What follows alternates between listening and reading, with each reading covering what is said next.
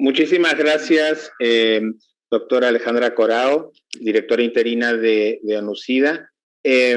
Vamos a tener a continuación un panel mientras se recuperan las traductoras que deben estar convulsionando por la velocidad de la presentación de mi amiga Alejandra Corao.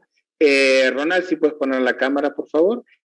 El panel de hoy estaba conformado para tener la representación de ONUCIDA, porque la doctora Corao está hablando a este mismo momento en otra reunión, así que nos acompaña el asesor regional de apoyo comunitario de derechos y género, derechos humanos y género de ONUCIDA, Guillermo Márquez. Nos acompaña también en el panel Ronaldo Céspedes, que en este momento es consejero ejecutivo de la red latinoamericana Gay Latino, y actualmente es coordinador del comité directivo de consorcio de organizaciones que está desarrollando un proyecto multipaís con el Fondo Mundial, que incluye personas con VIH y población clave, llamado ALEP. Él reside en Sucre, capital constitucional del Estado Plurinacional de Bolivia. Habíamos invitado también a Stacy Velázquez. Estamos tratando de ver cuándo se puede conectar, pero esto también es una reflexión. Stacy Velázquez de Otrance, que por ahí todos nosotros la conocemos, pero la gente en el auditorio no, de Guatemala, y que de alguna manera es un reflejo de la brecha comunicacional donde a veces la gente no logra tener el suficiente acceso a dar buenos datos para participar. Voy a empezar con Ronald. Gracias por participar del foro y del panel. Y volviendo un poco atrás a la presentación de Alejandra, y es algo que, Ronald, hemos discutido mucho estos últimos 2 años, y de alguna manera, si Stacy nos llega, de alguna manera tenemos que hablar de LGTBIQ y más. Desde tu perspectiva, ¿cuáles son las principales barreras estructurales que persistirán y continuarán, en los próximos años para el acceso de los hombres gays, bisexuales, HCH y el resto, las personas trans, etcétera, a los servicios de salud? Muy buenos días, muy buenas tardes, en algunos países incluso muy buenas noches a cada uno de ustedes, y pues agradecido por la oportunidad de dialogar sobre este tema tan importante en el contexto de este foro sobre estigma y discriminación desde América Latina. Siempre es importante, considero, que podamos pensar el mundo desde América Latina y el Caribe. Nuestro continente, a través de procesos similares durante un tiempo en la historia, hemos compartido procesos de opresión, de marginación y también de colonización. De manera que a partir de estos siglos recientes, el hecho de la resistencia permanente en nuestro continente también se refleja en el espíritu de resistencia de las personas viviendo con VIH y de las poblaciones afectadas por el VIH. Y cuando digo poblaciones afectadas por el VIH, me estoy refiriendo a población indígena, campesina, a población afrodescendiente, migrantes, mujeres, privados de libertad, usuarios y consumidores de drogas y otras poblaciones que se van visibilizando en el escenario de nuestro continente y a nivel global. Algo que debería de contextualizar en la pregunta que haces, y te agradezco también, Javier, por ello, es que cuando hablamos de procesos estructurales, nos estamos refiriendo en términos no solamente sociales, sino también geopolíticos, a formas institucionales que, a pesar de las acciones que uno puede generar, ya sea como colectivo o a nivel individual, son formas estructurales que responden también a dinámicas históricas.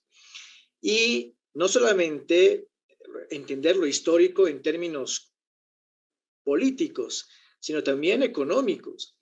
Y lo que ha venido también a demostrar el contexto de la sindemia por COVID-19 es que también no tenemos que descuidar que en la mirada de lo estructural también subsiste una posición estructural económica que repercute sobre la calidad de vida de las personas. En general, cuando uno lee, por ejemplo, la resolución de la ONU sobre la declaración política del VIH, uno siente que es una vez más un documento de muy buenas intenciones y que cae en el mismo error que hemos visto con otras declaraciones similares en el contexto de la respuesta al VIH, que no toma los elementos objetivos que realmente afectan a dar una respuesta a mediano o largo plazo respecto al VIH y la necesidad de entender estas dinámicas estructurales que repercuten en la respuesta interseccional, intercultural e intergeneracional sobre aquello que nos compete cuando hablo del VIH. Y es que podemos citar, por un lado, que estamos en un momento en el cual, y lo hemos visto con esta declaración, hay la emergencia de un discurso conservador dentro de espacios globales que intentan frenar declaraciones mucho más radicales o mucho más determinadas sobre cómo abordar la respuesta al VIH. Y Ronald, de hecho, si me permites que te interrumpa, estamos de acuerdo totalmente, pero estamos yendo hacia un lugar donde la declaración política ya fue firmada y aprobada y acompañada por Bolivia, Guatemala, Argentina, etcétera. Quizás en el mundo más concreto y real, que tienen relaciones sexuales con otros hombres, la comunidad de las personas trans, las trabajadoras sexuales, siguen teniendo serios problemas de barreras estructurales. ¿Cómo logramos cumplir las metas para el 2025? Porque ya los países se comprometieron. Si te ocurre así como concretamente en 2 minutos darnos algunas pistas de cuáles son las barreras estructurales en las que podemos hacer una diferencia como sociedad civil en los próximos 4 años y medio. Podría empezar en ese sentido, Javier, de fortalecer la línea de la educación. En América Latina, puesto que este foro está vinculado con América Latina en general, si algo hemos visto como necesario es que nuestras poblaciones tienen que acceder cada vez y con mayor fuerza a espacios educativos que les permita también adquirir mayores competencias en cuanto a su cualificación, profesionalización y además incluso romper las barreras del analfabetismo, de la limitación de acceso a los recursos y de otras variables que repercuten ciertamente en el contexto de nuestro continente. Y, por otro lado, el fortalecimiento a las redes regionales o a las redes locales de cada país podría ser un factor importante.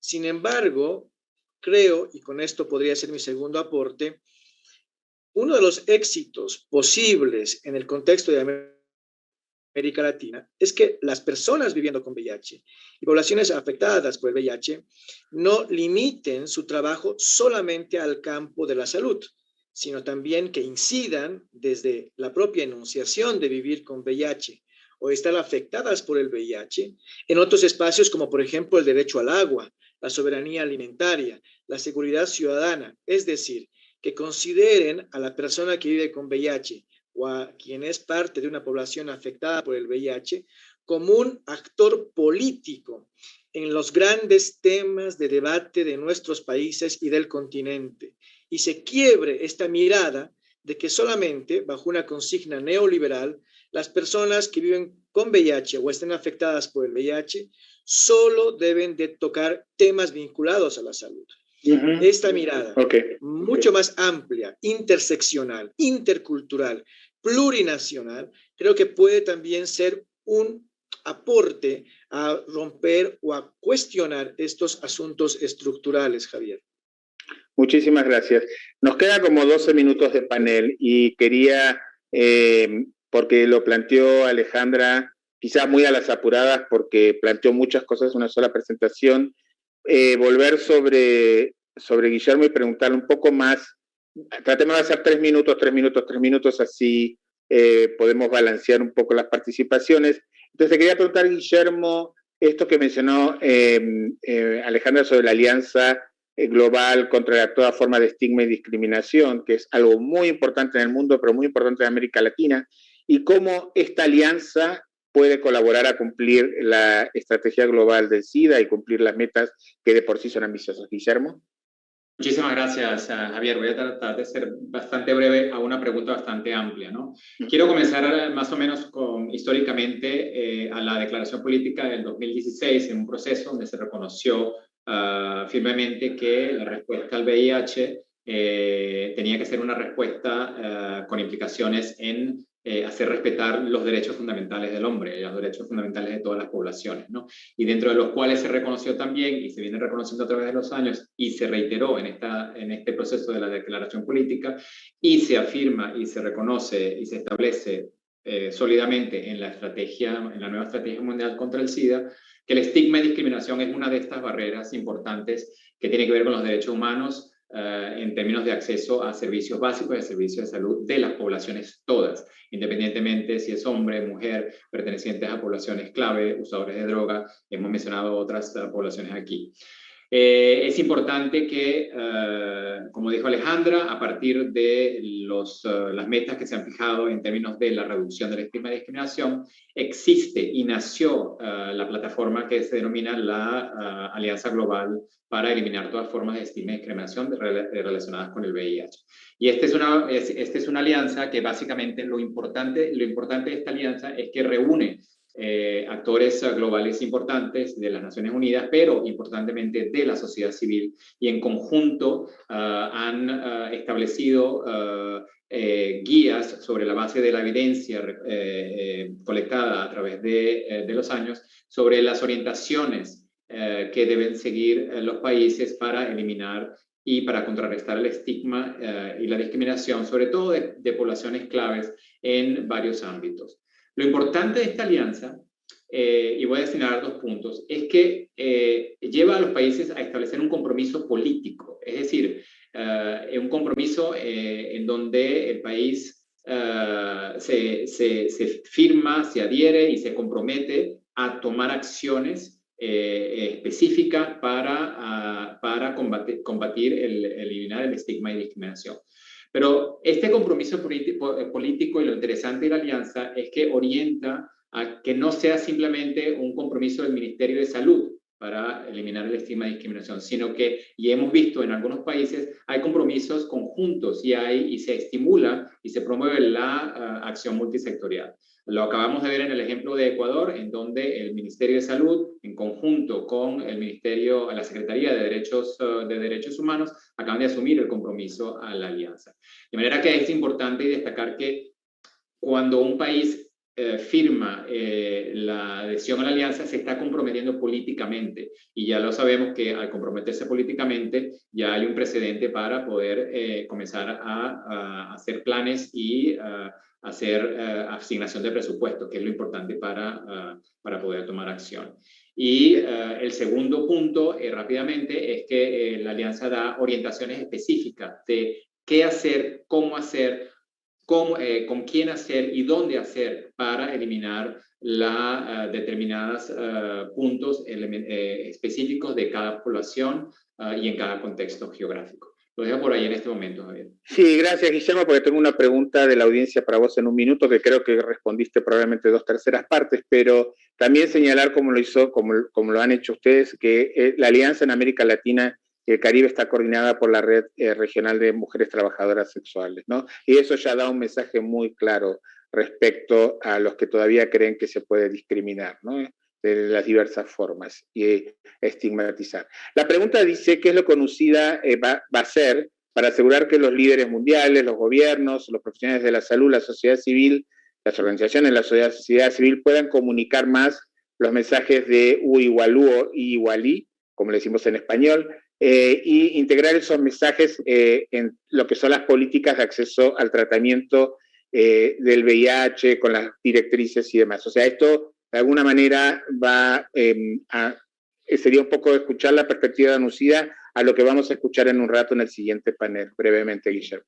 Sí, efectivamente. Bueno, yo creo que este es uno de los componentes dentro de los cuales que se integra dentro del mandato de UNUSIDA en términos de asegurar de que la estrategia y que los países adopten las políticas, las medidas que transformen sus marcos legislativos, que se aseguren que dentro de los marcos de acciones biomédicas estén a la actualidad de todos los avances tecnológicos y científicos más actuales, ¿no? Voy a hacer una analogía rápidamente sobre las metas y para tratar de responder esta pregunta, ¿no? Es decir, el fin común de todos, vamos a decirlo así en términos de metas, es los 95, 95, 95. Es decir, necesitamos que haya menos infecciones, necesitamos que las poblaciones que ya viven con VIH sean saludables y vivan una vida próspera y productiva en las comunidades. Pero para alcanzar los 95-95 tenemos que alcanzar la eliminación de las barreras estructurales y ahí es donde vienen las metas 10-10-10. Es decir, eliminación del estigma y de la discriminación, eliminación de la violencia y la eliminación de los marcos legales que no son progresistas, que tienen leyes punitivas y que criminalizan, por ejemplo, la transmisión del VIH, que criminalizan el trabajo sexual, que criminalizan el uso de drogas. Entonces, para poder eliminar, para poder alcanzar estas metas 10-10-10, sí o sí tenemos que tener una respuesta multisectorial, insistiendo con la participación formal y estructurada e integrada dentro de los procesos de toma de decisión y dentro de los procesos de planificación y alocación de recursos de la sociedad civil y de las comunidades. Y digo comunidades porque, como Javier, tú bien lo sabes, en el proceso del HLM es importante señalar que las comunidades indígenas, las comunidades de personas migrantes y en movilidad, las comunidades privadas de libertad son también parte y tienen que ser parte de esta respuesta. Y en este sentido, el papel de ONUCIDE, el mandato de ONUCIDE, es asegurar que en las mesas de negociación, que en las mesas de discusión estén presentes la sociedad civil y las comunidades y hacer que los gobiernos establezcan los marcos legales apropiados para legalmente exigir que la comunidad y la sociedad civil participe. Por otro lado, finalmente, por supuesto, todo lo que tiene que ver con la diseminación y lo mencionó nuestro colega, todo lo que significa información, comunicación y educación, sobre lo que significa específicamente en este caso el U es igual a U o I es igual a I, pero eso aplica a muchos otros aspectos de la nueva estrategia y de la respuesta y del apoyo que ONUCIDE está dando a los gobiernos y a la sociedad civil. Gracias, Guillermo. En los últimos 3 minutos, Ronald, hemos escuchado de Alejandra y también, por supuesto, de Guillermo las metas 95-95-95 que se van a rendir cuenta en el 2023 y después en el 2026, o sea, se van a monitorear en el 2023, y por supuesto las 10-10-10. Quería escuchar una breve reflexión tuya de ¿crees que se pueden lograr? Y si crees que sí o si crees que no, ¿cuáles serían los 3 puntos bien concretos por los cuales en los próximos años no es muy ambicioso o imposible, o sí es ambicioso y realizable estas metas? Gracias, Javier. En ese sentido, haría 3 aportes. Es importante primero fortalecer la estrategia del mayor involucramiento de las poblaciones afectadas. Si las poblaciones afectadas no son incluidas bajo una lógica de participación ciudadana y también de control social, es decir, no solamente ser sujetos de movilización, sino también sujetos que fiscalizan las políticas públicas de sus gobiernos, no tendremos más que políticas públicas débiles y no sostenibles desde una voluntad sincera de un Estado en la respuesta al VIH. Segundo, es necesario que en la posibilidad de poder asumir los desafíos de esta declaración política, se entienda la complejidad que repercute sobre la realidad cotidiana de las personas viviendo o afectadas por VIH. De manera que no solamente se esperaría por parte de un gobierno el acceso a mayores medicamentos o a insumos sanitarios o a reducir las brechas entre estigma y discriminación, sino también darle a aquel que vive con VIH o está afectado por el VIH una mejor calidad de vida para vivir bien. que, por ejemplo, en el contexto de Bolivia, el vivir bien no solamente es que estés sano en tu cuerpo, sino que tengas las condiciones que te rodean, incluyendo tu relación con la tierra, para que tu forma de ser a nivel individual y comunitario vivan bien. Y eso va más allá de una lógica quizás limitada solamente a un antropocentrismo. Y lo otro, la necesidad de extender el debate en lo global. Las redes sociales nos pueden permitir un elemento muy importante que muchas veces a algunos gobiernos disgusta, pero que es una fortaleza, aún con lo que se puede cuestionar de este tiempo, para que activistas desde diversos continentes podamos confrontar lo que está pasando en nuestros países. Y también, afortunadamente, las violaciones gravísimas a los derechos humanos para nuestras poblaciones. Y eso es algo, y con esto quiero concluir, que a algunos gobiernos ciertamente les va a disgustar.